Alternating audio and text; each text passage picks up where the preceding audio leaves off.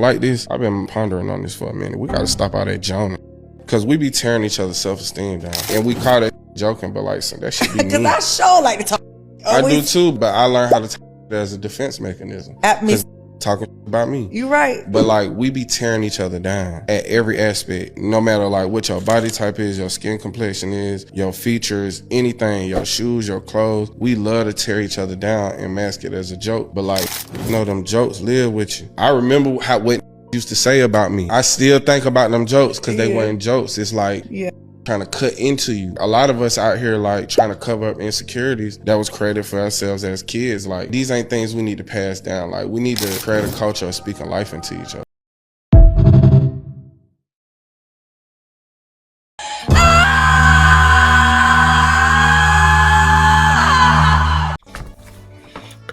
Ladies and gentlemen, what I'm about to say is going to be some old head shit. And it might, to the point to where I might prove this dude right, but I don't care. This is some of the softest shit I've ever fucking heard. And I'm standing on it. I don't have beef with this brother. This is probably like the third video I made with him about him. But I don't have beef with this brother. I really don't. I really don't have no beef with. I don't agree with a lot of the stuff he says, but I don't have a problem nor a beef with him. But this right here, to me, is some of the softest shit I've ever heard. And this is why a lot of people think that this generation is soft. Now, granted, I'm going to say something about me. Like, I'm from the DMV. DC, Maryland, Virginia. Alright? Joning is like a professional sport around here. Right? That shit, like, if you don't come correct, niggas will flame the fuck out of you. So, yeah, I've been in the trenches where niggas, like, they will light you the fuck up if they really did. And I will say this, that shit made me a better man. I don't know about you, that shit made me a better man. That shit didn't make me care about insecurities. This shit didn't make me think about, I was demeaning. Even, did I use it as a defense mechanism? At some points, yes. But at some time, I also used it as a way to, like, teach and grow. Like, one thing about, I feel, and again, I don't know this brother. I don't know his background, so I'm not going to say nothing that I'm going to say. But a lot of these dudes that they be joning and shit and all that other stuff, they really want the best out of you. Like, most people, most of your friends, they joan and all that other stuff. They really want the best out of you. I feel like it's still sharpening steel. All right? Like, I got friends right now that, you know, they will cut, like, early in the morning, he cut a joke. It made me feel better. If anything, it made me feel better about my insecurity. You know how many times a nigga, like, I'm a big boy. You know how many times niggas done tried to throw fat jokes around me to so much that I've heard every fat joke. If anything, like, Johnny made me more creative in mine. Like, there's a couple people that tried me and I done roasted the fuck out of them. Maybe that's just the competitive nature out of me. Maybe it's just the old school person who said, man the fuck up. Just like, quit all that silly shit. Man the fuck up. It's like, because most of these niggas are just joking. Then I'm just like, nigga, take a joke. That was, to me, that is the beauty part of black people. Is just that, yo, we can cut each other up and then we can still endure, you know, have love for each other. And like, Jonah has always been a way. Like, men, and maybe he's just, again, I don't know, he's probably not used to a lot of male camaraderie. Because every time I hear him, it seems like every time I hear him talk, I be thinking, you don't really have a lot of male friends. And again, I could be wrong. I could be fucking wrong about him. I don't know the brother, but it's just like, I heard this shit and I was like, damn, this is the softest shit I ever. Now, don't get me wrong. I've been cooked. I don't know if I say this story all the time. It was one time I was in 5th grade. I was trying to join this dude, and this dude flamed me to the ground. And then to that point, I was just like, yo, I'm not getting cooked like that. I had to learn how to join better. And then, again, like, I'm glad it did, because, like, first of all, if anything, I started with him, and that nigga was just a funny nigga, and he cooked me. And to me, it was just like, because of that, I've gotten better at Jonah. Like I said, I got more creative as Jonah. Hell, there's sometimes where I don't even wear some of the fly shit and I get cooked on, and yet I can cook back. Like it's one thing. It's if they and people like it when you cook back too. When you start getting funny shit, and it's like nigga shit, I done shut down. I done shut down classrooms. It's like some of my proudest moments. I done shut down classrooms. And again, I don't start the shit. So sometimes it's just like niggas start with me, and I have to shut them down. It's like one story I tell you all the time. It was the 7th grade, and I knew this brother since 3rd grade. So we like most of these people like we was joining on each other. We've known each other for like since 3rd grade. So this was when we was in 8th grade. We had class together, and I forgot. The teacher asked me a question. Her name is Miss George. Shout out to Miss George. I don't know if she's still alive or not, but shout out to Miss George class. And it was math class. This brother, hey, he was a big boy too. I don't know where he been at, and after this, I know his name. I'm gonna probably look him up on Facebook to see if I hope that brother's doing well. But anyway, he was a big boy. He was a big boy growing up. He's always been a big kid growing up and all that other stuff. So like, and you know, again, he be funny too. He kind of a jokester too. This boy tried to start with me, and I forgot what the question was, but the nigga yelled out, you know, the closest thing this nigga ever been to or kissing. I guess it was about kissing. I don't know. It was like, but he was like, well, the closest thing your lips ever been to is your mom's. And the whole class go, ooh. So I retort, well, the closest thing your lips ever been to was a Big Mac. And the fucking class everybody was just dying laughing for like 5 minutes. 5 minutes. When Miss Joyce was just looking at me. And I had to look at her. I said, I'm sorry, but he started. I just was like, we had to get, but it was just all in good favor. Like, it was, to me, it was just all in good favor. Like I said, I done been in roasting sessions when I was in the Navy. I've been in roasting sessions. Nigga thought he was funny. I was clapping back. And at the end, we shook hands. We dapped each other up. Hell, like this time when I done went to the body with people and some shit like that. We dapped it up. It's just to me, that's just the male camaraderie of us. It's just like, yeah, and this is the thing I enjoy. Because life is hard. So to me, it's short. Sword sharpening sword, steel sharpening steel, steel sharpening steel. Excuse me. And it's just like you built this kind of like, yeah, okay, you could talk shit, but I'm gonna talk that shit back. And again, I got that competitive nature, so I'm gonna get you. You think you can get me? I'm gonna get you. But again, like I said, this is the DMV. Joning like a professional sport. Niggas joan and don't even know they joning. So I think it's part of a culture, and I feel like every time when I hear, oh, this shit broke or something, you sound soft. I'm really trying to get out of this old head mentality, but no. But at the same time, this shit will always be weak to me.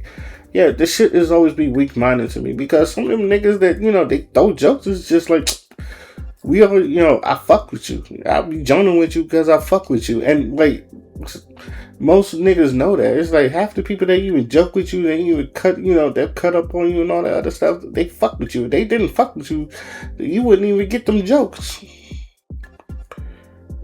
Half of the people that you kind of talk to right now is just like, oh man, it's like they give you shit in the jokes. White people, I swear to God, white people, they're like this all the time.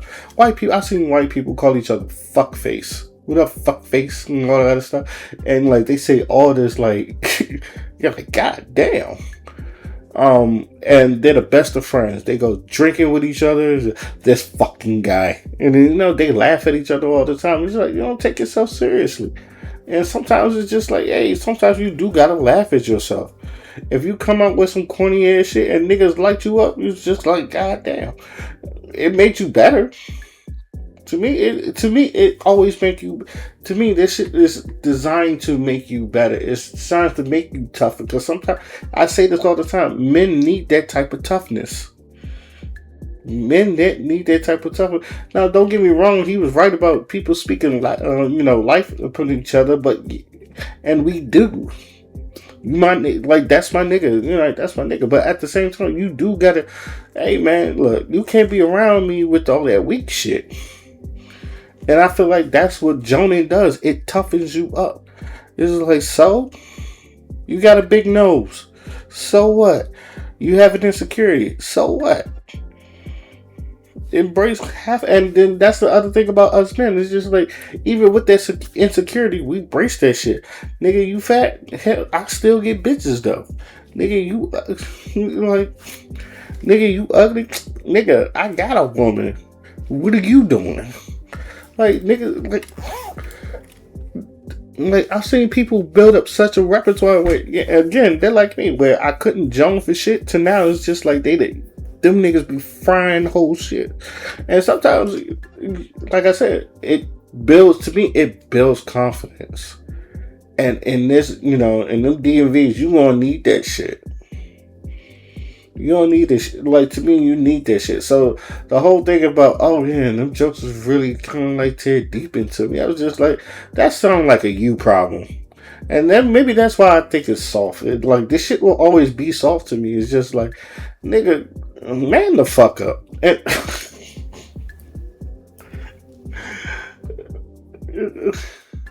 I feel like I feel bad because I feel like I'm talking to him like he's a little girl or something like that. But I think like that nigga probably like been through a lot of shit. It's just that it just sounds so soft to me.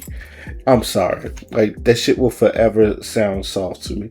Like, even then, like when I used to crack jokes with people, I would know how to crack jokes to where it's like it's funny, but it's not mean. Even then I mastered shit, and even then it's just like the couple people that I clowned, I've also given them solid advice, or like good, like lead them a more positive way and all that other stuff. Like, there was a dude, he had a dingy ass shirt, and like the collar was just stretched out to where you could see the taco meat on his chest. And I clowned at him. I was like, bro. And then I was like, bro, do me a favor, never wear that shirt fucking again. Nigga, I could see your taco meat without trying. And you know what? He listened to me. He got himself a nice little clean shirt, and I was like, that is so much fucking better. That is so much fucking better. Now, he kept trying to wear that shirt. I said, okay, bro, don't wear that shirt out, because your shirt gonna look like your other dingy ass shirt.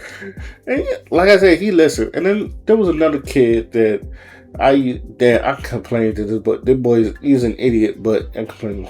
This motherfucker wanted cornrows, and he was telling me how you want cornrows, and I said to him, do not get cornrows.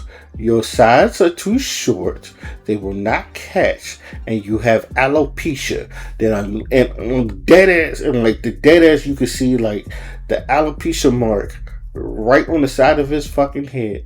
And this nigga wanted cornrows, and I was just like, no, do not do that to yourself. This nigga did not listen, and he had some of the most ugliest cornrows you could ever see. First of all, they wasn't catching. The shrimps was straining his fucking head to where he was getting a headache. The motherfucker still had the alopecia mark, and he was trying to, whoever braided hair, try to braid through the alopecia spot, and that shit looked terrible. And it was just like his hair looked like Pac-Man. His hair looked like Pac-Man mazes, but it wasn't designed. It just looked dingy and dirty as fuck. And it was like, you just got your hair done. And the nigga tried me one day, and I just like destroyed him, especially with them like dingy ass cornrows in him. Now and then I told him, I said, do me a favor, go to a barbershop and ask for a boozy fade. You got the head before a boozy fade, go get yourself a boozy fade. The nigga listened. The nigga looked so much cleaner. And that's because, like, but he's like, he learned a valuable lesson. One, he tried. He was trying, and like, I done like killed him with it. I was like, bro, you do not want. There's a lot of people that tried me, and it was just like, bro, you do not want to go there. But that's just me being competitive and some shit like that. Some people just. I don't know. It's just to me, it just sounds so soft. Like, even when like I said, I crack my joke, but at the same time, I know how to like cracking jokes the way you don't feel bad about yourself. You just like, you kind of like gotta laugh at yourself, but you also like get a valuable lesson out of it, and like you learn things from there. Like and again, that's all because of how I grew up and some shit like that. Like if I do something good, I get celebrated. But if I do something bad, nigga, the jokes will fly. The jokes will fly, and you have to sit there and take it because you knew what the fuck you did. So yes, that shit will forever be. I don't know. This shit is, like I said, this shit will forever be some weak-minded shit that he said. That shit's some of the softest shit. Like I was like, to me, I'm like, yeah, nigga, this is the softest shit. Some of the softest shit I ever heard. Maybe we should stop joning on each other because this shit cut deep. I'm like, nigga, man the fuck up. And this is to me, this is one of them times where you do just look at him and say, nigga, quit all that bitching and shit. Man the fuck up, nigga. The word things to worry about. Someone talk about your insecurities and some shit like that. Get the fuck out of here, nigga. We got real problems out here. You worried about your goddamn insecurity. And again, like, yeah, if you want to say this is toxic, I'm not disagreeing with you at all.